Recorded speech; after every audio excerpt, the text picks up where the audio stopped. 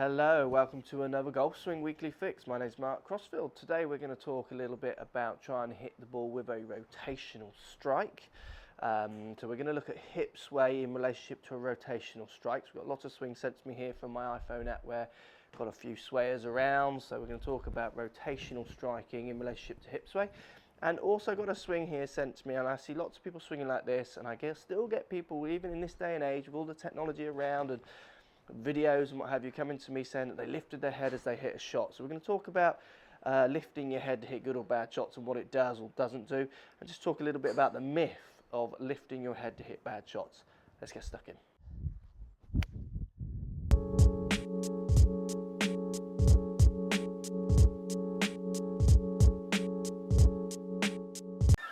Right guys, so swaying.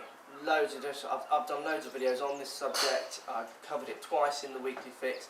Still get lots of videos, as you can see here, where people get their right hips turning back, swaying laterally on the backswing. So look, I want you to, for today's lesson, think more about hitting your golf shots as a rotational strike. So when the club is hitting the ball, the club is doing a semicircle or a circle around your ball. It's rotating, not lateral. Okay, so I want you to think about trying to hit more on a rotational strike.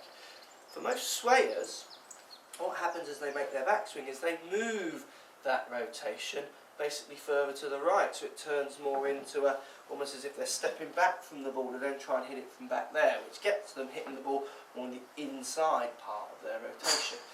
So for today's lesson, I want you to be thinking about a rotational strike. So what I mean, let's pretend I'm going to hit above this ball here in a baseball kind style stance, so where the ball's going to be delivered maybe up more at waist height, so much more of a rounded or upright swing plane, or stance, sorry, a flat swing plane. So what happens if I was to hit the ball which is going to be delivered at this height, let's say the ball was teed up this high, is it's going to be very much a rotational hit. So even though the club is doing this semicircle, similar to if I was going to throw the ball, I'm going to do a semicircle with my arm or a circle with my arm. I'm still going to release the ball at the right time to try and get the ball throwing straight out in front of me. So it's a rotational movement. It's not a lateral movement. It's not a side to side movement. Because you can see if I do this, it's just so hard to get any power on it because I'm not really getting my body behind it, not getting any of that coiling rotational power that you need. So we need to be thinking about trying to get the hit into a more rotational hit rather than this hip sway lateral thing that we're seeing in these videos. Now, the lateral sway comes a lot, I think, from A, not understanding that it's a rotational hit, and B, also thinking about weight transfer. So you watch videos and read about transferring weight back and through to get the right power. And what happens is, if I stand here, say, weight 50-50, and I want to transfer my weight onto my right foot, what I'll do is I'll naturally just move all my weight onto my right foot. I'll laterally move across. That's a natural thing to do. So if you're making a backswing, thinking about weight transfer, so transferring your weight onto your right foot, it's very common to get the hip sway from that because you're just literally transferring everything over onto the right side. But again, if you think more about this rotational hit, if I'm going to do my ball teed up in the air kind of swing here, as I rotate, I can feel the pressure building more on my right foot as I turn onto my right side. The pressure's on the inside of my foot when it starts and it stays there, it just builds. I can feel it turning more down into that right foot so I can push off and push this ball forwards. And it's the same idea when you're taking your posture, all that you should be doing, turning against your right side more in a rotational manner, try and turn in those pressures down into that right foot. So it's not such a kind of obvious weight transfer, it's much more subtle. It's a subtle turn onto your right side. You might find your head moves an inch or 2 inches back behind the ball as you do it. Hips though will turn but stay, turning hopefully around 30-40 degrees but staying, not moving laterally. So it's that misunderstanding of weight transfer a little bit that creates that lateral movement in the hip. So look, coming back to this rotational strike, trying to get into the feeling and the thoughts into your mindset of having a rotational strike in your golf shots. think about this. If I'm going to hit a ball, say, teed up again this high, if I do my rotational hit, but at the same time just step to the right, what happens if I now try and hit the ball from there? I'm going to apex early and hit the ball later, which means it's coming more the inside curve of my rotation.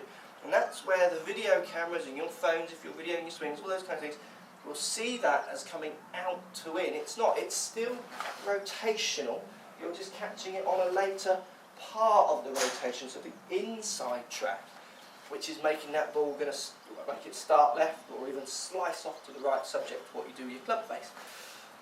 Now what happens if you get used to hitting the ball this way, so with this lateral hip movement and then hitting it on the later part of the rotation, what happens is you don't want to start the ball left, so you start turning that into more of a lateral follow through where you just push your arms more out to the target because you're trying to change the rotational hit more into a lateral back forwards, and that's when you start getting your misstruck, weaker, again reference it back to the throwing, kind of lateral hits rather than the stronger rotational hits.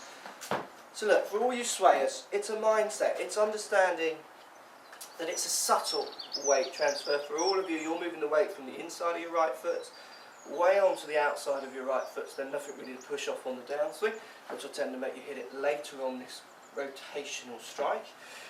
So it's a much more subtle understanding of weight shift. It's also, rather than just weight shift alone, it's also about trying to understand that you are hitting more on the rotational strike rather than the lateral hit. If you can get that into your mind, it'll make much more sense to actually stand there and try and turn and not sway. Get that feeling out, because obviously as soon as you start swaying, it makes everything what's steeper and across the ball, where if you're rotating, it's much easier to get through the ball in a much more aggressive and straight on strike, so much more at the apex of your rotation at the bottom rather than hitting across the ball. Look, I hope that helps, guys. Think about your strikes much more as rotational. So what happens for me, if I'm going to hit this ball, I'm going to start with my left ear on the ball, I'm going to turn behind it, and then I'm going to actually try and turn slightly ahead of it to get the apex of my rotation almost just in front of the ball, so I'm applying all the energy to it. So to do that, I have to coil against a solid right side which isn't swaying off to the right, and then I've got something to push off from on the downswing. So many golfers getting out there, really giving it the big rotation or the big hip sway on the backswing. It's turning your swings, it's going to over time, you're either going to just absorb the slice, take the slice on board, or it'll turn it more into kind of a lateral prod forwards and you start getting these kind of separated chicken wing follow throughs. Much more of a rotational strike. You'll find you hit it stronger, you'll find you'll hit it straighter. Hope that helps. Thanks for watching, guys. See you soon.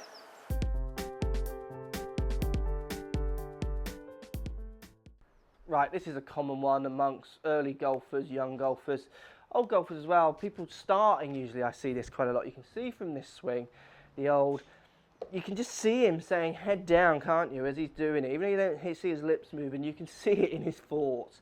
So it's the classic scared of topping or hitting a bad shot, and that old kind of myth about keeping your head down for a good shot. So it's that kind of stuck follow through where the head is just pinned down here. Look, two major problems with trying to swing this way. First thing I want to say before I talk about the major problems is I've never seen anyone hit a bad shot because they've lifted their head. Never, ever. Now I've seen David Duval when he was at his peak hitting shots where he's actually looking forward, has lifted his head, as you're understanding, and being a great player at the same time. So look, I've not seen anyone hit a bad shot because they've lifted their head. People change their spine angle. And if I'm teaching them, we might put a line on the head because it's the real kind of position, the noticeable kind of move that you see. Sometimes the cameras aren't subtle enough to see the hip or the spine straightening so much.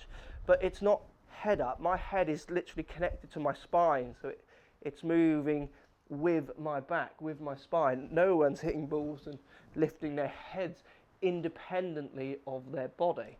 So look, forget head up. Two major flaws with head up. First one, when I hit a shot, I want to see how good it is. So once I've made contact with that ball, I'm going to come up with my follow through as my right shoulder almost brings it up as I come through to a full follow through and see how good or bad a shot I've hit. I want to see where the thing's gone. Head down. God, you must need a playing partner all the time, because who's watching where your ball goes? Next thing is it just completely restricts, as you can see in this video, how the follow through. It just completely brings the follow through to a juddering stop, because your head down is stopping your shoulders from rotating any further. So look guys, get through it. Head up. Look where the ball's gone. Stop focusing on if you've lifted your head or not. Often if someone is saying, oh, you lifted your head on that one, they've got nothing really better to say. They don't know why you've hit a bad shot, but they want to say something to try and make you feel better. Forget head up. Get your body turning on the way through. Come up, see how good that shot's gone. Head up is a myth. Ask any coach. I don't know any who would say they've seen people hit shots, bad shots, because they lifted their head. Hope that helps. See you all in the next video.